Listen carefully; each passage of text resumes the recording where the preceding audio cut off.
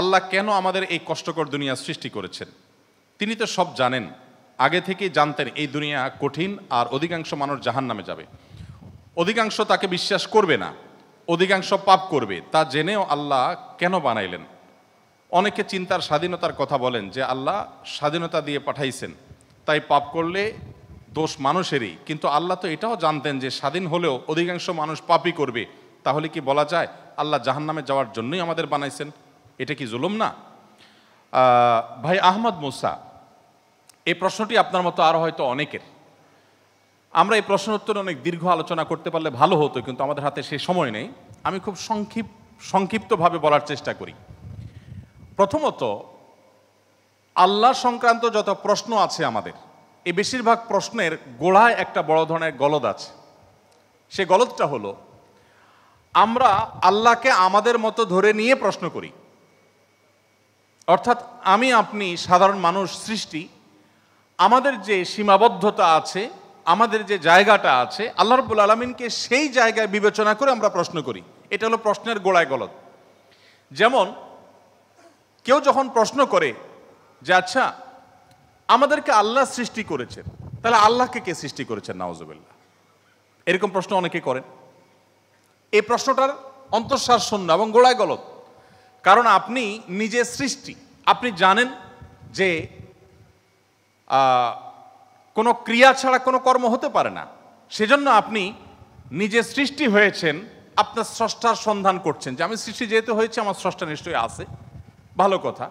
এখন আল্লাহকেও আপনি আপনার মতো করে ভাবছেন যে তাহলে তারও স্রষ্টা দরকার। তারও যদি স্রষ্টা থাকে তাহলে তিনি স্রষ্টা হলেন কিভাবে?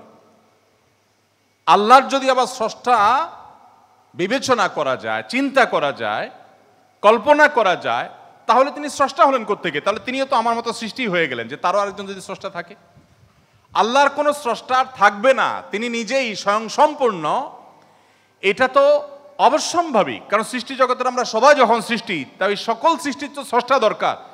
তো স্রষ্টার যদি আবার মনে করেন যে তার আবার সৃষ্টিকর্তাকে, তাহলে সেক্ষেত্রে তিনি স্রষ্টা হলেন কই? তাকে তো আপনি আপনার মতো করে ভাবছেন। তো এইরকম গোড়ায় কিছু গলদ থাকে। এই প্রশ্ন উত্তরে আমি বলি, কোরআনে কারিমে আল্লাহ তাআলা বলেছেন, লা ইউসআলু আম্মা ইয়াফআল ওয়া হুম ইউসআলুন। মহান আল্লাহ তাআলা তার নিজের সত্তা সম্পর্কে বলছেন, তিনি যা কিছু করেন তার এই সমস্ত কাজের জন্য কারোর কাছে তিনি জবাবদিহি করতে বাধ্য নন। কারণ তিনি তো মহান সৃষ্টিকর্তা, তার তো কোনো স্রষ্টা নেই, তার উপরে কেউ নেই, তিনি কার কাছে জবাবদিহি করবেন? তার কোনো কাজের জন্য তিনি কারোর কাছে জবাবদিহি করেন না, কিন্তু সবাইকে তার কাছে জবাবদিহি করতে হয়। এখন আপনি যদি আল্লাহর কাছে কোনো বিষয়ে প্রশ্ন রাখেন, আল্লাহর ব্যাপারে আপনার যদি প্রশ্ন জাগে, তাহলে তার মানে আপনি আল্লাহকে জবাবদিহিতার আওতায় আনতে চাচ্ছেন। মহান সৃষ্টিকর্তা যিনি সকল কিছুর সৃষ্টিকর্তা, তাকেও যদি আপনি জবাবদিহিতার আওতায় আনতে চান, তাহলে তিনি মহান সৃষ্টিকর্তা হলেন কিভাবে সম্ভব? এবার আসা যাক, প্রশ্নে আপনি লিখেছেন যে বেশিরভাগ মানুষ জাহান্নামে যাবে, আল্লাহ জানেন, তাহলে আর দরকার ছিল কি তৈরি করা? এখন এখানে রুটিন দায়িত্বপ্রাপ্ত উপাচার্য মহোদয় আছেন। যদি বলা হয় কোনো শিক্ষা প্রতিষ্ঠানের প্রধানকে যে স্যার, আপনি জানতেন আমরা বেশিরভাগ ছাত্র পরীক্ষা ভালো করব না, আমরা আন্দোলন সংগ্রাম নিয়ে ব্যস্ত ছিলাম, পরীক্ষাটা ভালো হবে না, আপনি জানতেন স্যার, তারপর আপনি পরীক্ষাটা কেন দিলেন বলেন? কোন কথার উপরে ঠিক? পরীক্ষা দেওয়া হয়েছে কেন? এই জন্য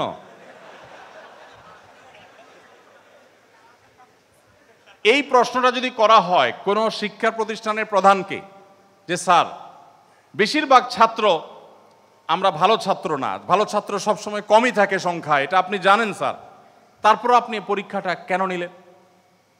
স্যার যদি পাল্টা প্রশ্ন করেন, পরীক্ষা যদি আমি না নিতাম, তাহলে তোমরা বলতো স্যার আমরা পরীক্ষা দিয়ে দেখতেন, সবাই পারতাম। এই কথা বলার অপশন থাকতো কি থাকতো না? স্যার আপনি পরীক্ষা দেন নাই কেন?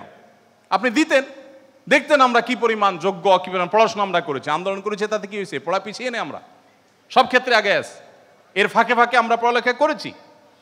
তাহলে আল্লাহ রাব্বুল আলামিনকে আপনি একই প্রশ্ন করতে চাচ্ছেন যে আল্লাহ বেশিরভাগ মানুষ তো জাহান্নামে যাবে, আপনি জানেন, তাহলে সৃষ্টি করলেন কেন? এখন মানুষকে যদি আল্লাহ তাআলা এই অনুভূতি শক্তি তার সৃষ্টির আগেও দিতেন, তাহলে মানুষ তো বলতো আল্লাহ ফেরেশতাদের তৈরি করেছেন, জিনদের সৃষ্টি করেছেন, আমাদেরকে কেন সৃষ্টি করে ইচ্ছা শক্তি দিলেন না, তাহলে আমরা একটু দেখাই দিতাম। আপনি এই প্রশ্ন তো আল্লাহকে করতে পারতেন। মূলত এই সমস্ত প্রশ্নের গোড়ায় গলত আছে। দেখুন, আল্লাহ রাব্বুল আলামিন যখন মহান সৃষ্টিকর্তা, আপনি একটি পুতুল তৈরি করেছেন, একটি পুতুল তৈরি করেছেন মাটির, দুটি পুতুল তৈরি করেছেন, একটি পুতুল আপনি রেখেছেন, আরেকটি পুতুল আপনি ভেঙে দিয়েছেন। এখন আমি যদি আপনাকে প্রশ্ন করি, ভাই কাজটি কি ভালো হলো? একটা পুতুল রাখলেন, আরেকটাকে ভেঙে দিলেন, কেন এরকম করলেন? আমার এই প্রশ্ন করাটা আপনাকে যদি আমি জবাব দিই তার আওতায় আনি, যে আপনাকে বলতে হবে এটা ইলজিক্যাল কাজ, কেন করলেন? আপনাকে প্রশ্ন যদি আমি করি, এই প্রশ্ন করার কি অধিকার আসলে আমার থাকার কথা? আপনি পুতুলটা সৃষ্টি করেছেন মাটি থেকে, করে আপনার একটা ভালো লেগেছে রেখেছেন, আর একটা ভালো লাগেনি ভেঙে ফেলেছেন। পৃথিবীর কোনো মানুষ আপনাকে জবাব দিয়ে তার আওতায় আনতে পারে? এই অধিকার আছে কারোর? থাকার কথা না। এটা একান্ত আপনার ব্যাপার। আল্লাহ রাব্বুল আলামিন যখন কিছু মানুষকে জান্নাতে দিবেন, কিছু মানুষকে জাহান্নামে দিবেন, জাহান্নামীদের সংখ্যা অনেক বেশি হবে, এই সংবাদ জানার পর আমার মধ্যে তো এই তাড়া কাজ করার কথা, যদি আমাকে জাহান্নামে যেতে হয় তাহলে আমার পরিণতি কি হবে? তাহলে আমি কিভাবে বাঁচতে পারি, কিভাবে রক্ষা পেতে পারি, কিভাবে আমি আল্লাহর কাছে আর্গুমেন্ট করতে পারি, কিভাবে প্রার্থনা করতে পারি, কিভাবে নিজেকে আমি সে শুদ্ধতার পথে রাখতে পারি? আমার তো সেই প্রচেষ্টা থাকবে। সেটা না করে আমি আল্লাহকে প্রশ্ন করছি, আল্লাহ কেন দিবেন জাহান্নামে, বলেন আগে। ব্যাপারটা কেমন হলো? আসলে আল্লাহ সম্পর্কে ধারণা না থাকার কারণে, বা আমাদের মতো করে আল্লাহকে ভাবনা চিন্তা করার কারণে, কল্পনা করার কারণে এই ধরনের প্রশ্ন আমাদের মনে আসে।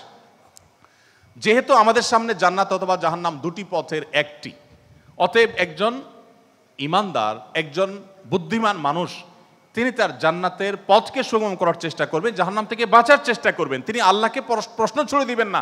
আল্লাহকে প্রশ্ন ছুড়ে দিয়ে কি হবে বলেন? আমি আরেকটা উদাহরণ দেই। ধরুন, আপনি একজন মানুষ, আপনাকে বলেছে দরখাস্ত দিতে, তুমি আমার কাছে দরখাস্ত দাও। আপনি আপনার এলাকার জনপ্রতিনিধির কাছে কোনো একটা কাজ নিয়ে গিয়েছেন, এবং সাথে দরখাস্ত তো নিয়েছেন, সাথে সুপারিশ নিয়ে গেছেন, হাই হ্যালো নিয়ে গেছেন, কাউকে দিয়ে ফোন করিয়েছেন, নানাভাবে আপনি চেষ্টা করে আপনি গিয়েছেন। সেই ভদ্রলোকের অফিসে যাওয়ার পর আপনি অনেক চেষ্টা করেছেন, কাজটা হয়নি। এখন আপনি কিন্তু জানতেন যে আমি দরখাস্ত লেখার নিয়ম আছে সেই হিসাবে লিখেছি, আবার সুপারিশও করেছি, কিন্তু আসলে হবে সেটাই যেটা তিনি চাইবেন, তার এখতিয়ার আছে এটা পাশ করা বা না করা। এখন আপনি যদি যে তাকে বলেন, ভাই নেতা সাহেব, যেহেতু বিষয়টা সম্পূর্ণ আপনার ইচ্ছাধীন, আপনি দিবেন কি দিবেন না সম্পূর্ণ আপনার এখতিয়ার, আইনও সেভাবে, নিয়মও সেভাবে, সিস্টেমও সেটা, এখতিয়ার 100% আপনার অধীনে, আপনি চাইলে দিবেন, না দিলে নাই, তাহলে নাটক কেন করলেন? দরখাস্ত দেওয়ালেন কেন আমাকে দিয়ে? আমাকে কেন আসতে বললেন? আপনি জানেন সিদ্ধান্ত নেতার হাতে, সিদ্ধান্ত জনপ্রতিনিধির হাতে, সিদ্ধান্ত সে ব্যক্তির হাতে। আপনি জানেন তিনি যা ডিসিশন নেবেন সেটাই হবে। এটা জানার পরও আপনি কিন্তু আপনার চেষ্টায় কোনো ত্রুটি করছেন না, এমনকি আপনি পাবেন না সেই সম্ভাবনা জোরালো হওয়া সত্ত্বেও আপনার চেষ্টা কিন্তু আপনি ত্রুটি করেন না। সেখানে আপনি মানুষ হয়ে বলছেন যে আল্লাহ যাকে জাহান্নামে দিবে সে তো জাহান্নামে যাবেই, এর ব্যত্যয় তো হবেই না, তাহলে আমার আর কষ্ট করে লাভটা কি? আরেকটি উদাহরণ মনে হয়েছে। এক ভদ্রলোক, তিনি একজন মুসলমানকে, একজন সন্দেহের মধ্যে থাকা মুসলমান, নামকাওয়াস্তে মুসলমান, তিনি একজন সিরিয়াস মুসলমান, প্র্যাকটিসিং মুসলমানকে জিজ্ঞেস করতেছে, ভাই প্রতিদিন নামাজের জন্য আহ্বান করে, ভাই নামাজ পড়তে চলো। তো বেনামাজি মুসলমানটা বলে, না ভাই আমি যাব না। তো একদিন বলতেছে, আচ্ছা শুনেন, আল্লাহর ইচ্ছার বাইরে তো কিছু হয় না, আমি আসলে নামাজে যাই, এটা আল্লাহ চাচ্ছেন না, এই জন্য আমি যাই না। তো যেহেতু আল্লাহর ফয়সালা হয়ে গেছে, আমি যেতে পারছি না, তার মানে আল্লাহ আমাকে যাওয়ার তৌফিক দেন না, সেজন্য যাচ্ছি না। তাহলে আপনি অযথা চেষ্টা করে লাভ নাই, কেন আমাকে প্রতিদিন ডাকেন, কোনো দরকার নেই। তো এই ভদ্রলোক তিনি যখন বলেছেন যে আল্লাহ চাইলে তো আমি নামাজ এমনিই পড়তে যাব, আল্লাহ যখন আমার জন্য নামাজের ফয়সালা করবেন, আপনি ডাকা ছাড়াই আমি যাব, আর না করলে তো আমি যাব না, তাহলে আপনি অযথা কেন চেষ্টা করছেন? এই কথা বলার পর ওই নামাজি ব্যক্তি তার কোনো উত্তর না দিয়ে পরের দিন এই ভদ্রলোক যখন অফিসে যাবে কাজের জন্য, একই সাথে তারা থাকে, তো শার্ট প্যান্ট পরে যখন সে কাজের জন্য বের হবে তখন তার এই দোস্ত দরজা আটকে ফেললো এবং সামনে দাঁড়ায় বলল, আজকে তো যাওয়া যাবে না। তো বলে, কেন যাওয়া যাবে না?